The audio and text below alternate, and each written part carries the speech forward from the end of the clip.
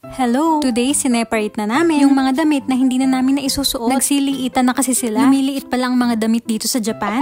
Nang maibukod na namin, diniretso na namin sa labas. Ngayong araw kasi ang collection ng mga ganito. Dito kasi may schedule ang collection. Depende sa klase ng basura. Ayaw pa sana namin talaga itapon. Kaso hindi na talaga magkasya. At dahil lunchtime na, inaya ko si Mark na dito na lang kumain sa Yoshinoya. Isa ito sa favorite naming puntahang restaurant. At isa rin to sa sikat na chain restaurant dito sa Japan. Sikat ito dahil bukod sa mura na swak pa sa panlasa ng karamihan. Kaya kami ni Mark, pabalik-balik talaga kami dito. At kahit di pa nga bumababa yung kinain namin, iniisip na agad namin kung ano ang i-dinner.